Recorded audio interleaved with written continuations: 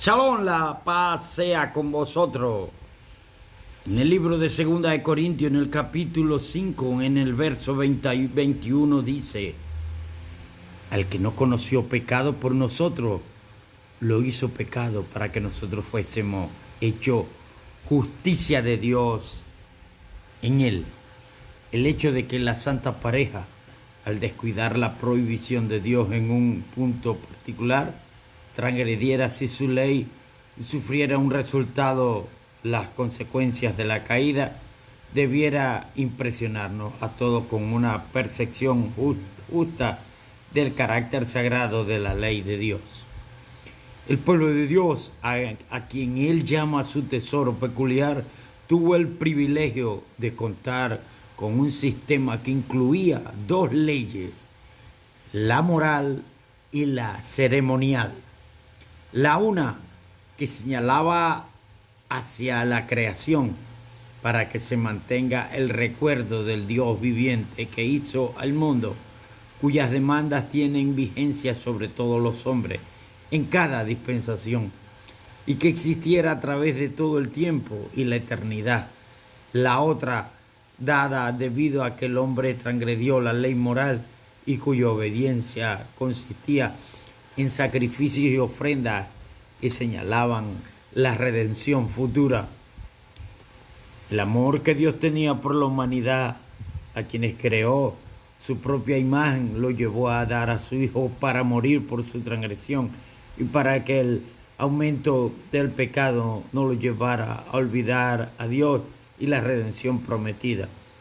El sistema de ofrendas de sacrificio fue establecido para tipificar la ofrenda perfecta del Hijo de Dios. Cristo se hizo pecado por la naturaleza caída al tomar sobre sí la condenación que recaía sobre el pecado por su transgresión de la ley de Dios. Cristo se colocó a la cabeza de la humanidad como su representante. Había tomado sobre sí los pecados del mundo. En semejanza de carne de pecado, condenó el pecado en la carne. La ley de Jehová, que se remonta en la creación, se resumía en dos grandes principios: amarás al Señor tu Dios con todo tu corazón y con toda tu alma y con toda tu mente y con toda tu fuerza. Este es el principal mandamiento, y el segundo es semejante: amarás a tu prójimo como a ti mismo. No hay otro mandamiento mayor a esto. ¿Cuál es la voluntad del Padre? Que observemos sus mandamientos. La muerte de Jesús por la redención de la humanidad levanta el velo y derrama sobre la institución entera del sistema judío de religión un torrente de luz que se remota a centenares de años. Sin la muerte de Cristo, todo este sistema carecía de sentido. Estas dos leyes, una ley que es la ley más armoniosa y es más unida y es el centro del universo, el centro de la creación, como lo es el amor, porque la ley de Dios es amor, amor a Dios y amor al prójimo. Dos grandes principios. Pero ¿qué pasa? Que Adán y Eva, al comer del árbol de la ciencia del bien y del mal, tronqueó y unió el mal con el bien. Y el amor no soporta eso. El amor no puede estar ligado con el engaño. ¿Ves? Porque no sería amor, entonces sería hipocresía. Así que tiene otras palabras, pero no las voy a decir. Son palabras fuertísimas que convierten al amor en eso. Y ustedes deben imaginársela. En sí, los dos grandes mandamientos, los dos grandes principios de la creación de Dios, los seres humanos por sí solos, así ellos dijeran que sí podían guardarlo, no, Adán y Eva no pudieron. Así que la ley que se le dio a Moisés, la ley de símbolos, la ley simbólica, vamos a decirle así, que después se le dio el nombre de la ley de Moisés. Primero fue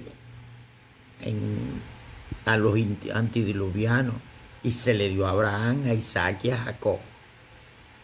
Era la ley de símbolos donde ellos tenían que hacer un altar y en el altar sacrificar una víctima para que el pecado que ellos habían cometido pudiera desaparecer, porque no desaparecía con la mera obediencia de cada uno. ¿Ve? Entonces tenía que haber un intercesor, que era ¿quién? El animal con su sangre. La ley exige sangre por la transgresión, y por lo tanto tuvo que venir esta otra ley, la ley de rito y ceremonia, que no ha sido quitada. Nosotros también tenemos que practicar la ley de ritos y ceremonias a través de símbolos. No creamos eso de que ya somos libres y podemos hablar directamente con Dios y decirle: Señor, yo obedezco tus mandamientos. Eso es mentira. No crean estas religiones que dicen que de un solo golpe ya tú estás obedeciendo. No. Tú tienes que hacer el holocausto también. En las tres dispensaciones, dice el profeta. En las tres dispensaciones hay que hacerla: en la dispensación de Israel, en la dispensación de los gentiles y en la dispensación de reyes y sacerdotes está incluida esta ley de la simbología. ¿Ves? Para que no se confundan con la ley de Moisés. ¿Ve? Pero resulta de que la ley de Moisés también la contenía. También la contenía estos ritos y ceremoniales. ¿Ve? Y la ley de Moisés la completa mucho mejor. ¿Ve? Esto tenemos que hacerlo en nuestra dispensación. Presentar la cruz, que es la madera que llevaba el antiguo Israel, llevar la madera para el holocausto, para que se quemara el pecado. Nosotros tenemos la cruz que quema el pecado, en la cruz, y tenemos la sangre que está en la cruz. El pueblo mataban el corderito y rociaban la sangre. Pues nosotros directamente tenemos el altar del lugar santísimo. Allí confesamos nuestros pecados en el altar de la cruz y son llevados al lugar santísimo del cielo, donde son eliminados en el propiciatorio con la sangre de Cristo. Son quemados y lavados y purificados. Así que tenían el privilegio de tener dos leyes: la ley de Dios, que son dos grandes principios, y la ley ritual del corderito de Moisés, para que no tengan confusión. Pero muchos creen que solamente se hizo en el pueblo, en la dispensación de Israel. No, se hizo en la dispensación de los gentiles también con la cruz.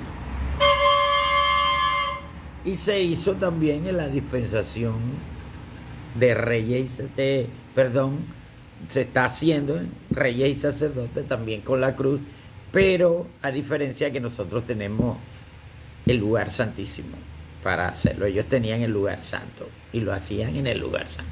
Quiere el Señor bendecirnos y bendecir su palabra en el nombre de Jesús. Amén y amén.